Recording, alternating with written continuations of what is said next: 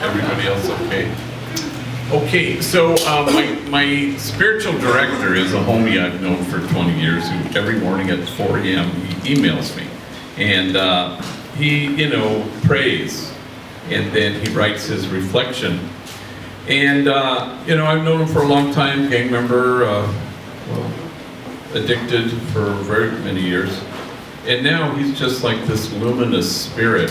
Every day he sends me something that I always find so helpful in my own spiritual path. So he wrote me the other day and he says, I think I'm starting to have one of those hearts.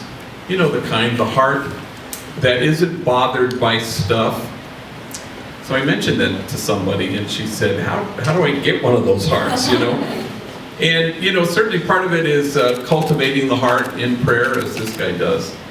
A lot of it has to do with grace.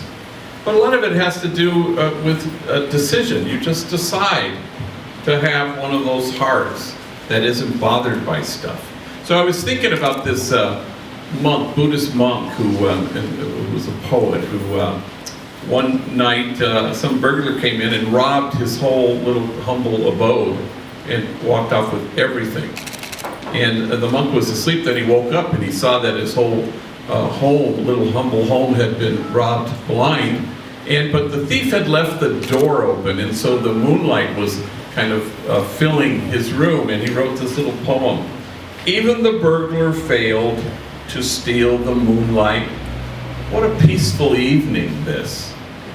So that's the sound of somebody who has a heart that's not bothered by very much.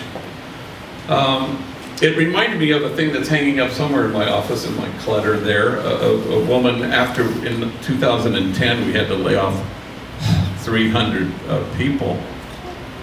She sent me this card, and the card said, "The barn's burned down, now I can see the moon." And it's about freedom, and it's about generosity, and it's about knowing that God says to us, there's plenty to go around. And that you're not fretting about things or fearful of scarcity. You're just kind of being bombarded with abundance. And it leads you to that place where you can say, sure, why not? So when I was at the Graduation Learning Works the other night, I remembered that the very first thing that our community at Dolores Mission did in response to sort of the gang thing was we started a school. And that was because we had so many junior high age gang members who had been given the boot from their homeschool. Nobody wanted them. So they were wreaking havoc in the projects and writing on walls, violent, selling drugs. In those days, there were alternative high schools, very few, but there was like no kind of alternative junior highs. So I would walk out to them in the projects and I'd kind of say, corner them, and I'd say, hey, if I found a school that would take you, would you go? And to my surprise, every single one said, yeah, actually I would.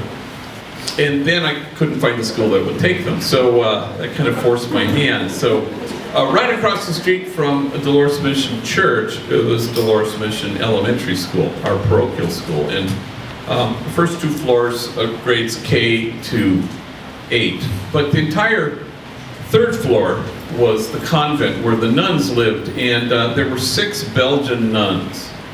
And they had been there for a very long time as a community in the projects.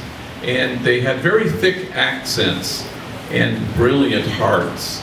And I remember gathering them in the living room, and I sat them down one evening. I said, hey, would you guys mind moving out, and we could turn the convent into a school for gang members?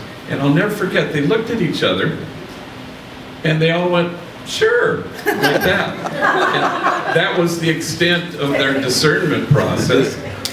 And I thought, wow, who does that? Who doesn't fret about, but what will we do, and what will become of us, and where will we go next, and oh my gosh, and no, they just went, sure. It's generous, it believes in the abundance. It says, yeah, the barn's burned down, but I can see the moon. So part of having a heart that isn't bothered by stuff is deciding to have one. Even the burglar failed to steal the moonlight. What a peaceful evening this. Amen.